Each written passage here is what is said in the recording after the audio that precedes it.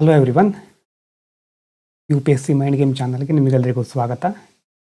ನಾವು N C R T 8th ತನಕ ಹಿಸ್ಟ್ರಿಯನ್ನು complete ಮಾಡಿದ್ದೇವೆ. ಹಿಂದಿನ ತರಗತಿಗಳಲ್ಲಿ ನಾವು ಎಕನಾಮಿ ಡಿಸ್ಕಸ್ ಮಾಡ್ತಾ ಇದ್ವಿ. Next 9th 10th N C R T history start ಮಾಡೋಣ ಅಂತ ಹೇಳಿದ್ದೆ. ಆದರೆ 9th N C R T ನೀವು ನೋಡಿದರೆ ಇಲ್ಲಿ ಸ್ಟಾರ್ಟ್ ಆಗೋದು ಯಾವ ಚಾಪ್ಟ್ರು ಓದೋರಿದ್ರೆ ಗೊತ್ತಿರಬಹುದು. ಫ್ರೆಂಚ್ ರೆವಲ್ಯೂಷನ್ ಅಂತ ಸ್ಟಾರ್ಟ್ ಆಗುತ್ತೆ. ಮತ್ತು ನೀವು ನೋಡಿ ಈ ಚಾಪ್ಟರ್ನಲ್ಲಿ ಬರೋದೆಲ್ಲ ಸ್ವಲ್ಪ ಹೊಸ ವಿಷಯಗಳು ಅಂತಂದರೆ ನಾವು ಇಲ್ಲಿ ತನಕ ಏನು ಓದಿದ್ದೀವೋ ಅದಕ್ಕೆ ಲಿಂಕ್ ಆಗಿರೋದಲ್ಲ. ಮತ್ತು ಇದು ವರ್ಲ್ಡ್ ಹಿಸ್ಟ್ರಿಗೆ ಸಂಬಂಧಪಟ್ಟಂಥ ವಿಷಯ. ನಮ್ಮನ್ನೆಲ್ಲ ನೋಡಿ ನಿಮ್ಗೆ ಗೊತ್ತಾಗಿರಬಹುದು. ಇಲ್ಲಿಂದ ಈ 9th ಎನ್ ಸಿ ಆರ್ ಟಿಯಿಂದ ನಾವು ವರ್ಲ್ಡ್ ಹಿಸ್ಟ್ರಿ ಕಡೆ ಫೋಕಸ್ ಮಾಡ್ತಾ ಇದ್ದೇವೆ. ಇದರಲ್ಲಿ ಬರೋದು ನೋಡಿ, 9th N C R T ಹಿಸ್ಟ್ರಿಯಲ್ಲಿ ಬರೋದು ಯಾವ್ಯಾವ್ದು ಬರುತ್ತೆ ಅಂತ ನೋಡಿದ್ರೆ ಫ್ರೆಂಚ್ ರೆವಲ್ಯೂಷನ್ ಅಂತ ಬಂತು. ಅದಾದಮೇಲೆ ಯುರೋಪು ರಷ್ಯನ್ ರೆವಲ್ಯೂಷನ್ ಅಂತ ಬಂತು. ಮತ್ತು ನಾಜಿಸಮ್, ರೈಸ್ ಆಫ್ ಹಿಟ್ಲರ್, ಇದೆಲ್ಲವನ್ನು ನಾವಿಲ್ಲಿ ನೋಡ್ಬೋದು ಈ ಒಂದು ಎನ್ ಸಿ ಆರ್ ಟಿಯಲ್ಲಿ. ಅದಾದಮೇಲೆ ಬೇರೆ ಬೇರೆ ಕಾನ್ಸೆಪ್ಟ್ ಸಹ ಇದೆ. Colonialism, pastoralist, peasants, farmers. ಹಾಗಾಗಿ ಇಂಡಿಯಾ ಮತ್ತು ವರ್ಲ್ಡ್ ಹಿಸ್ಟ್ರಿ ಎರಡಕ್ಕೂ ಕನೆಕ್ಟ್ ಆಗ್ತಾ ಇದೆ ಈ ಒಂದು 9th N C R T history book. ಹಾಗಾಗಿ ನಿಮಗೆ ನೇರವಾಗಿ ಫ್ರೆಂಚ್ ರೆವಲ್ಯೂಷನ್ಗೆ ತೆಗೆದುಕೊಂಡು ಹೋದರೆ ಕಷ್ಟ ಆಗಬಹುದು.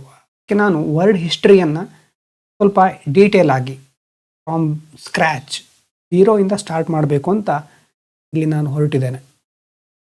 ಅಂತಂದರೆ ಈಗ ವರ್ಲ್ಡ್ ಹಿಸ್ಟ್ರಿ ಅಂತ ತೆಗೆದುಕೊಂಡ್ರೆ ನಾವು ಪ್ರತಿದಿನ ಈ ಕ್ಲಾಸ್ ಇರೋದಿಲ್ಲ. ವರ್ಲ್ಡ್ ಹಿಸ್ಟ್ರಿ ನಾವು ವಾರದಲ್ಲಿ 1 ಅಥವಾ 2 ವಿಡಿಯೋ ಇದ್ರ ಮೇಲೆ ಅಪ್ಲೋಡ್ ಮಾಡ್ತಾ ಇರ್ತೇನೆ. ಯು ಪಿ ಎಸ್ ಸಿಯಲ್ಲಿ ಪ್ರಿಲಿಮ್ಸಲ್ಲಿ ವರ್ಲ್ಡ್ ಹಿಸ್ಟ್ರಿ ಮೇಲೆ ಕ್ವಶನ್ಸ್ ಬರೋದಿಲ್ಲ. ಅಂದರೆ ಸಿಲೆಬಸ್ನಲ್ಲಿ ಇಲ್ಲ. ಇಲ್ಲಿ ತನಕ ನಾವು ನೋಡಿದ ಪ್ರಕಾರ ಫಿಲಿಮ್ ಸಿಲೆಬಸ್ಸಲ್ಲಿ ವರ್ಲ್ಡ್ ಹಿಸ್ಟ್ರಿ ಇಲ್ಲ. ಮೇನ್ಸಲ್ಲಿ ವರ್ಲ್ಡ್ ಹಿಸ್ಟ್ರಿ ಇದೆ. ಇದ್ರೂ ಸಹ ಕ್ವಶನ್ ಯಾವಾಗ ಬರುತ್ತೆ ಅಂತ ಹೇಳಲಿಕ್ಕಾಗಲ್ಲ. ಇಲ್ಲಾದರೂ ಅಪರೂಪಕ್ಕೆ ಒಂದಲ್ಲ ಒಂದು ಕ್ವಶನ್ ಬರುತ್ತೆ, ಕೆಲವೊಂದು ವರ್ಷ ಬರೋದೇ ಇಲ್ಲ. ಆದರೆ ಬೇಸಿಕ್ಕಾಗಿ ಈಸಿಯಾಗಿದೆ, ಕಥೆ ಥರ ಇದೆ, ನಿಮಗೆ ಬಹಳ ಏನು ತೊಂದರೆ ಏನೂ ಆಗಲ್ಲ ಇದನ್ನು ತಿಳ್ಕೊಳ್ತಾ ಹೋದರೆ. ಹಾಗಾಗಿ ಪ್ರತಿದಿನ ಮಾಡೋ ಬದಲು ವಾರದಲ್ಲಿ 1 ಅಥವಾ 2 ವಿಡಿಯೋ ಇದ್ರ ಮೇಲೆ ನಾನು ಅಪ್ಲೋಡ್ ಮಾಡ್ತೇನೆ ವರ್ಲ್ಡ್ ಹಿಸ್ಟ್ರಿ ಮೇಲೆ. ಆದಾಗ ಅದ್ರ ಮೇಲೆ ಯಾವುದನ್ನು ಬರ್ಕೋಬೇಕು ಅಂತ ಸಹ ಹೇಳ್ತೇನೆ. ಇವತ್ತು ಮತ್ತು ಮುಂದಿನ ವಾರದಲ್ಲಿ ಬಿಡುಗಡೆ ಆಗುವಂಥ ವಿಡಿಯೋದ ಮೇಲೆ ನೋಟ್ಸ್ ಮಾಡ್ಕೊಳ್ಳೋದೇನೂ ಬೇಕಾಗಿಲ್ಲ. ಕೇಳಿಸ್ಕೊಳ್ಳಿ, ಲಾಜಿಕ್ ಅರ್ಥ ಮಾಡ್ಕೊಳ್ಳಿ. ಕೇಳಿಸ್ಕೊಳ್ತಾ ಯಾಕೆ ಹೀಗಾಯಿತು ಒಂದು ಸಾರಿ ಅದನ್ನು ಆಮೇಲೆ ರೀಕಾಲ್ ಮಾಡ್ಕೊಳ್ಳಿಕ್ಕೆ ಟ್ರೈ ಮಾಡಿ. ಅಷ್ಟು ಮಾಡಿಕೊಂಡ್ರೆ ಲಾಜಿಕಲ್ ಆಗೊಂದು ಫ್ಲೋ ಇದ್ದರೆ ಎಲ್ಲ ನಿಮ್ಗೆ ಅರ್ಥ ಆಗ್ತಾ ಹೋಗುತ್ತೆ. ಓಕೆನಾ? ವರ್ಲ್ಡ್ ಹಿಸ್ಟ್ರಿ ಅಂದ ತಕ್ಷಣ ಎಲ್ಲಿಂದ ಸ್ಟಾರ್ಟ್ ಮಾಡೋದು ಅನ್ನುವಂಥ ಪ್ರಶ್ನೆ ಬರುತ್ತೆ ಅಲ್ವಾ? From where to begin. ಇಲ್ಲಿ ಫ್ರೆಂಚ್ ರೆವಲ್ಯೂಷನ್ ಅಂತ ಕೊಟ್ಟಿದ್ದಾರೆ.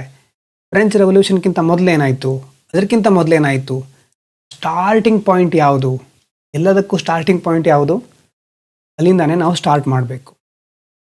Everything starts from nothing. ಅಲ್ಲಿಂದ ನಾವು ಸ್ಟಾರ್ಟ್ ಮಾಡ್ತೇವೆ.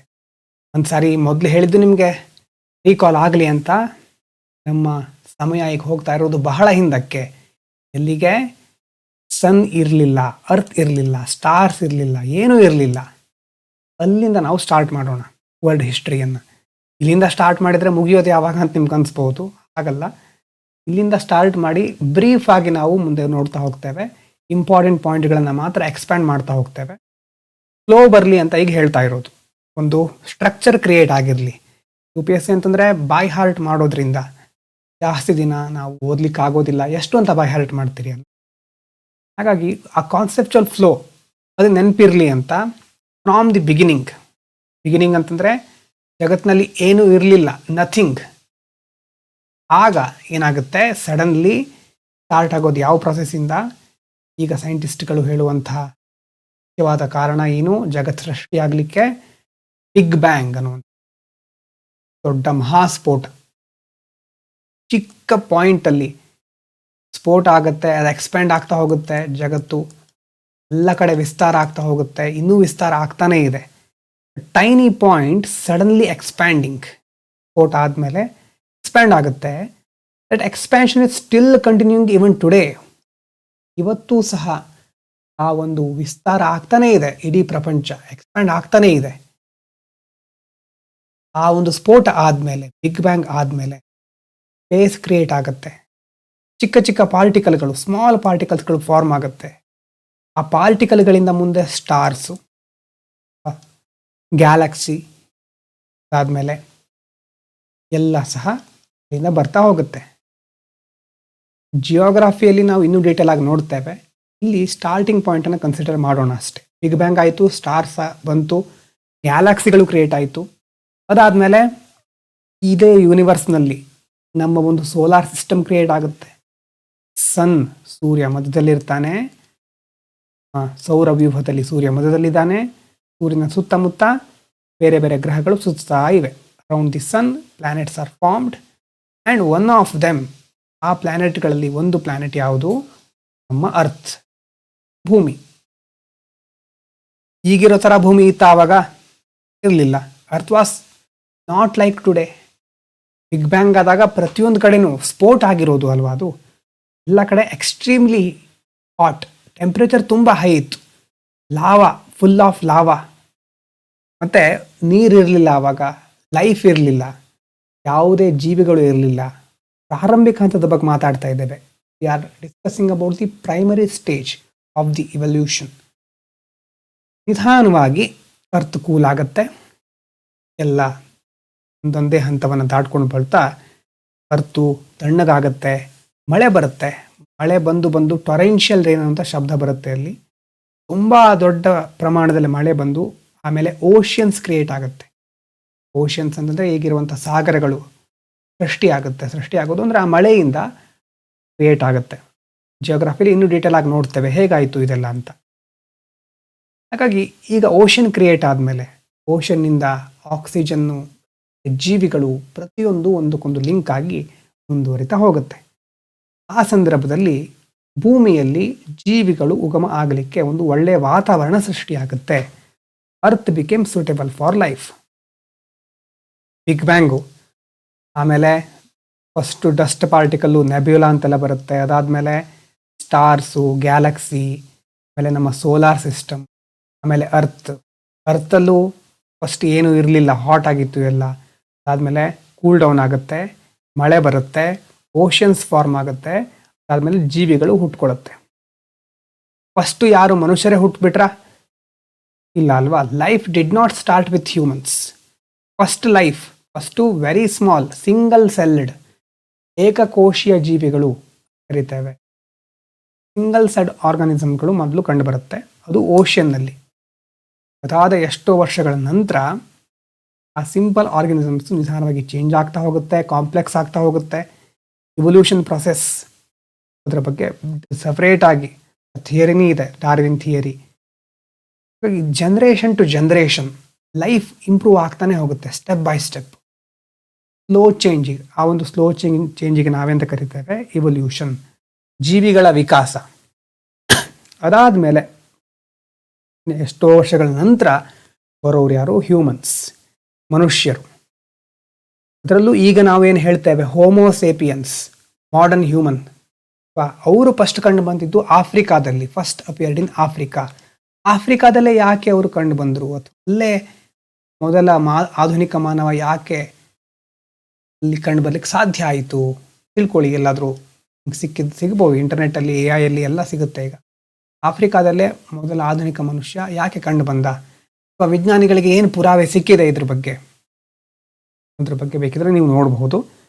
ಸೊ ಸುಮಾರು 3 ಲಕ್ಷ ವರ್ಷಗಳ ಹಿಂದೆ ಇದೆಲ್ಲ ಆಗಿತ್ತು. ಮನುಷ್ಯ, ಆಧುನಿಕ ಮಾನವನ ಉಗಮ ಅಂತ ಹೇಳ್ಬಹುದು, homo sapiens. So humans did not appear everywhere at once. ಜಗತ್ತಿಷ್ಟು ದೊಡ್ಡದಿದೆ, ಇಲ್ಲಿ ಆಫ್ರಿಕಾ ಇದೆ, ಈ ಕಡೆ ಅಮೇರಿಕಾ ಇದೆ, ಅದ ಕಡೆ ಏಷ್ಯಾ ಇದೆ. ಎಲ್ಲ ಕಡೆ ಮನುಷ್ಯರು ಸಡನ್ ಆಗಿ ಹುಟ್ಟುಬಿಡಲಿಲ್ಲ. ಮೊದಲು ಮನುಷ್ಯರು ಕಂಡು ಬಂದಿದ್ದು ಆಫ್ರಿಕಾದಲ್ಲಿ ಮಾತ್ರ. ಹಾಗಾಗಿ ಎಲ್ಲ ಹ್ಯೂಮನ್ಸಿಗೂ ಮೊದಲು ಸ್ಟಾರ್ಟಿಂಗ್ ಪಾಯಿಂಟ್ ಯಾವುದು? Africa. That's why Africa is called starting point of humans. ಆಫ್ರಿಕಾವನ್ನು ಸ್ಟಾರ್ಟಿಂಗ್ ಪಾಯಿಂಟ್ ಅಂತ ಕರಿತೇವೆ. ಹೇಗಿದ್ರು ಆವಾಗ? ಏನ್ಷಿಯಂಟ್ ಹಿಸ್ಟ್ರಿಯನ್ನು ನಾವು 6th ಡಿಸ್ಕಸ್ ಮಾಡಬೇಕಾದ್ರೆ ಒಂದ್ಸರಿ ನೋಡಿದ್ದೀವಿ ಅಲ್ವಾ. Early humans were very different from us. ಆಗಿನ ಕಾಲದವರು ಮನೆ ಇರಲಿಲ್ಲ, ಡಿಡ್ ನಾಟ್ ಡೂ ಫಾರ್ಮಿಂಗ್, ಕೃಷಿ ಏನು ಮಾಡ್ತಾ ಇರಲಿಲ್ಲ. Did not stay in one place, ಒಂದೇ ಪ್ರದೇಶದಲ್ಲಿ ಅವರು ವಾಸ ಇರ್ತಾ ಇರಲಿಲ್ಲ. ದೇ ಹಂಟೆಡ್ ಎನಿಮಲ್ಸ್, ಆಹಾರಕ್ಕೋಸ್ಕರ ಪ್ರಾಣಿಗಳನ್ನು ಬೇಟೆಯಾಡ್ತಾ ಇದ್ರು. ಅದಾದಮೇಲೆ ಕಲೆಕ್ಟೆಡ್ ಫ್ರೂಟ್ಸ್ ಅಥವಾ ಬೇರೆ ಬೇರೆ ಹಣ್ಣುಗಳನ್ನು ಸೇವಿಸ್ತಾ ಇದ್ರು. ಒಂದು ಪ್ರದೇಶದಿಂದ ಇನ್ನೊಂದು ಪ್ರದೇಶಕ್ಕೆ ಮೂವ್ ಆಗ್ತಾ ಇದ್ರು.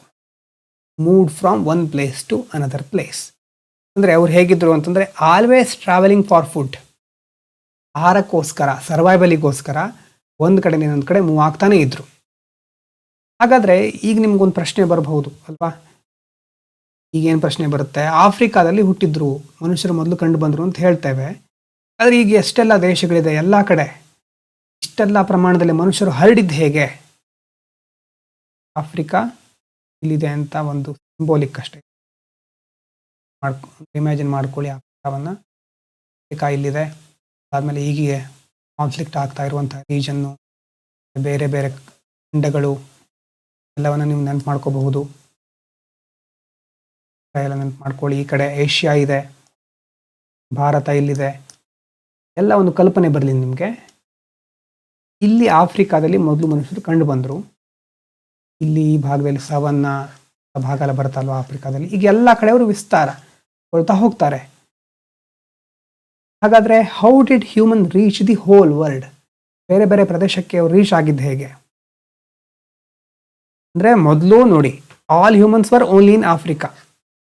ಎಲ್ಲರೂ ಮೊದಲು ಸ್ಟಾರ್ಟಿಂಗ್ ಪಾಯಿಂಟ್ ಯಾವುದು? Africa. Slowly small groups started moving out.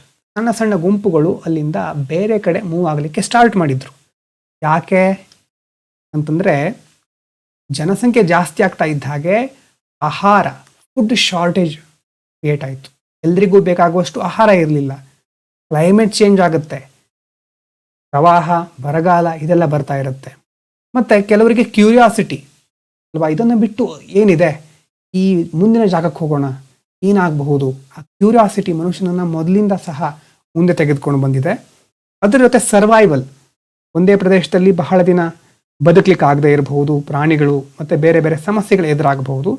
ಬದುಕಲಿಕ್ಕೋಸ್ಕರ ಮನುಷ್ಯ ಬೇರೆ ಕಡೆ ಮೂವ್ ಆಗ್ತಾನೆ. ಮತ್ತು ಸಡನ್ನಾಗಿ ನಾಳೆ ಬೆಳಗ್ಗೆ ಎತ್ಕೊಂಡು ಭಾರತಕ್ಕೆ ಬಂದುಬಿಡೋಣ ಅಂತ ಅವರು ಡಿಸ್ಕಸ್ ಮಾಡಿಲ್ಲ ಎಲ್ಲೂ. They did not travel fast. ಫಾಸ್ಟಾಗಿ ಒಂದು ಖಂಡದಿಂದ ಇನ್ನೊಂದು ಖಂಡಕ್ಕೆ ಹೋಗಿಬಿಡಲಿಲ್ಲ. ದೇ ವಾಕ್ಡ್, ಒಂದೊಂದನ್ನೇ ಅನ್ವೇಷಿಸ್ತಾ, ಟ್ರೈ ಮಾಡ್ತಾ, ವಾಕ್ ಮಾಡ್ತಾ ಹೋಗ್ತಾರೆ. Move slowly. One generation moved a little, next generation moved further. ನಿಮ್ಮದೇ ಒಂದು ಹಳ್ಳಿಲಿ ಇದ್ದೀರಿ ಅಂತ ಇಟ್ಕೊಂಡ್ರೆ, ನಿಮ್ಮ ತಂದೆ ತಾಯಿ ಆ ಹಳ್ಳಿಯಲ್ಲಿ ಇರ್ತಾರೆ, ನಿಮ್ಮ ಅಜ್ಜ ಅಜ್ಜಿ ಇನ್ನೂ ಚಿಕ್ಕ ಭಾಗದಲ್ಲಿ ಯಾವುದೋ ಒಂದು ಭಾಗದಲ್ಲಿ ಇರಬಹುದು, ತಂದೆ ತಾಯಿ ಇಲ್ಲಿ ಮೂವ್ ಆಗಿರಬಹುದು. ನೀವು ಮತ್ತೆ ಸಿಟಿಗೆ ಹೋಗ್ತೀರಿ, ನಿಮ್ಮ ಮಕ್ಕಳು ಮತ್ತೆ ದೇಶವನ್ನೇ ಬಿಟ್ಟು ವಿದೇಶಕ್ಕೆ ಹೋಗ್ಬೋದು. ಈ ಥರ ಎಕ್ಸ್ಪ್ಯಾಂಡ್ ಆಗ್ತಾ ಇದೆಯಲ್ವಾ? ಅದೇ ಥರನೇ ಆಗಿನ ಕಾಲದಲ್ಲೂ ಮೊದಲು ಒಂದು ರೀಜನ್ನು, ಅದಕ್ಕೆ ಸ್ಟಿಕ್ ಆಗಿದ್ದರು. ಆದಮೇಲೆ ಇನ್ನು ಎಕ್ಸ್ಪ್ಯಾಂಡ್ ಮಾಡ್ತಾರೆ. ನೆಕ್ಸ್ಟ್ ಎಲ್ಲಿದೆ, ಎಲ್ಲಿ ಹೋಗೋದು, ಸಮಸ್ಯೆ ಬರುತ್ತೆ. ಮುಂದಿನ ಜನ್ರೇಷನ್ ಇನ್ನಷ್ಟು ಮೂವ್ ಆಗುತ್ತೆ. ಆ ಥರ spreading across the world took thousands of years. ಆಫ್ರಿಕಾದಲ್ಲಿ ಇರುವಂಥ ಸ್ಟಾರ್ಟಿಂಗ್ ಪಾಯಿಂಟ್ ಈಗೆಲ್ಲ ಕಡೆ ಹರಡ್ಕೊಂಡಿರಲಿಕ್ಕೆ ಸಾವಿರಾರು ವರ್ಷಗಳು ಬೇಕಾಗಿದೆ. ಹೇಗೆ ಮೂವ್ ಆಗಿತ್ತು, ಮೂವ್ಮೆಂಟ್ ಹೇಗಿತ್ತು ಅಂತಂದರೆ, ಫಸ್ಟು ಆಫ್ರಿಕಾದ ಮೇಲ್ಗಡೆ ಮಿಡಲ್ ಈಸ್ಟ್ ಇದೆ ಅಲ್ವಾ, ಮಿಡಲ್ ಈಸ್ಟಿಗೆ ಹೋದರು. ಅದಾದಮೇಲೆ ಅಲ್ಲಿಂದ ಮತ್ತೆ ಯುರೋಪು, ಮತ್ತು ಕೆಲವರು ಈ ಕಡೆ ಇಂಡಿಯಾ ಕಡೆ ಬರ್ತಾರೆ, ಮತ್ತು ಇಂಡಿಯಾ ಮೇಲ್ಗಡೆ ಚೀನಾ ಇದೆ, ಮತ್ತು ಅದಾದಮೇಲೆ ಆಸ್ಟ್ರೇಲಿಯಾ. ಈ ಥರ ಬೇರೆ ಬೇರೆ ರೀಜನಲ್ಲಿ ಮನುಷ್ಯ ಹುಡುಕಾಟವನ್ನು ಮಾಡ್ತಾ, ಎಕ್ಸ್ಪ್ಯಾಂಡ್ ಮಾಡ್ತಾ, ಅನ್ವೇಷಣೆಯನ್ನು ಮಾಡ್ತಾ ಹೋಗ್ತಾನೆ. ಇನ್ನು ಕೆಲವರು ಮೇಲ್ಗಡೆ ಸೈಬೀರಿಯಾದಂಥ ಕೋಲ್ಡ್ ರೀಜನ್ಗೆ ಹೋಗ್ತಾರೆ, ಅಲ್ಲಿಂದ ಅಮೇರಿಕಕ್ಕೆ ಎಂಟರ್ ಆಗ್ತಾರೆ.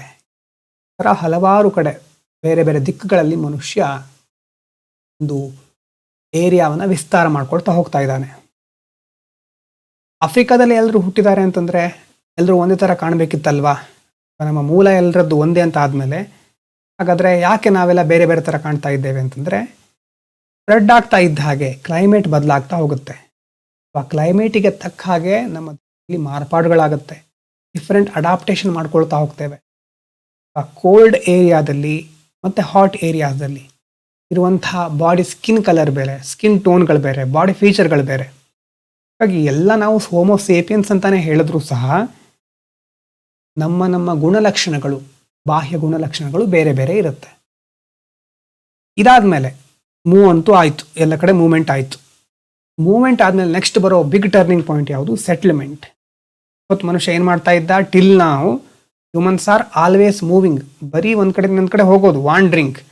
ಹಂಟರ್ ಗ್ಯಾದರರ್ಸ್ ಅಂತ ಹೇಳ್ತೀವಲ್ವ, ಆ ಥರ ಹಂಟಿಂಗ್ ಅನಿಮಲ್ಸ್, ಕಲೆಕ್ಟಿಂಗ್ ಫುಡ್, ಇದನ್ನು ಮಾಡ್ತಾ ಇದ್ದ. But around 10,000 years ago something very important happen. 10,000 ವರ್ಷಗಳಿಂದ ಒಂದು ದೊಡ್ಡ ಪ್ರಮುಖವಾದ ಘಟನೆ ನಡೆಯುತ್ತೆ. ಅದಕ್ಕೆ ನಿಯೋಲಿಥಿಕ್ ರೆವಲ್ಯೂಷನ್ ಅಂತ ಕರೀತಾರೆ. ಏನು ಚೇಂಜ್ ಆಗುತ್ತೆ, ಏನು ಬದಲಾವಣೆ ಆಗುತ್ತೆ ಈ ರೆವಲ್ಯೂಷನ್ನಲ್ಲಿ ಅಂತಂದರೆ, humans discovered seeds can grow into plants. ಬೀಜ ಬಿತ್ತಿದ್ರೆ ಅದು ಮುಂದೆ ಸಸಿಯಾಗಿ, ಗಿಡವಾಗಿ, ಮರವಾಗಿ ಬೆಳೆಯುತ್ತೆ ಅಂತ ಮನುಷ್ಯನಿಗೆ ಆವಾಗ ಗೊತ್ತಾಗುತ್ತೆ. ಮತ್ತು ಎನಿಮಲ್ಸ್ಗಳನ್ನು ನಾವು ಸಾಕಬಹುದು ಅಂತಂದರೆ, ಮನೆಯಲ್ಲಿ ನಾವೀಗ ಏನು ಸಾಕ್ತೀವಲ್ವ ಆ ಥರ ಡೊಮೆಸ್ಟಿಕೇಶನ್ ಅಂತ ಕರಿತೇವೆ. ಹಾಗಾಗಿ 2 ದೊಡ್ಡ ಬದಲಾವಣೆಗಳು ಆವಾಗ ಆಗಿರೋದು. ಒಂದು ಅಗ್ರಿಕಲ್ಚರ್, ಫಾರ್ಮಿಂಗ್, ಇನ್ನೊಂದು domestication of animals. Dogs, sheeps, goats ಇದನ್ನೆಲ್ಲವನ್ನ ಸಾಕಲಿಕ್ಕೆ ಸ್ಟಾರ್ಟ್ ಮಾಡಿದ. ಇದರಿಂದ ಮುಂದೆ ತುಂಬ ದೊಡ್ಡ ಬದಲಾವಣೆ ಆಗುತ್ತೆ, ಎಲ್ಲ ಬದಲಾಗ್ತಾ ಹೋಗುತ್ತೆ.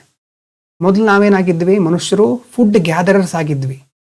ಕಲೆಕ್ಟ್ ಮಾಡೋದು, ಹಣ್ಣು, ತರಕಾರಿ ಅಥವಾ ಬೇರೆ ಬೇರೆ ಮಾಂಸವನ್ನು ಒಟ್ಟಿಗೆ ಕಲೆಕ್ಟ್ ಮಾಡಿ ತಿಂತಾ ಇದ್ವಿ.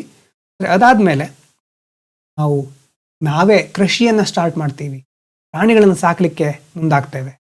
Before humans are food gatherers, but ನಾವ್ humans became food producers. Food ಪ್ರೊಡ್ಯೂಸರ್ಗಳಾಗಿ ಬದಲಾಗ್ತಾ ಇದ್ದೇವೆ.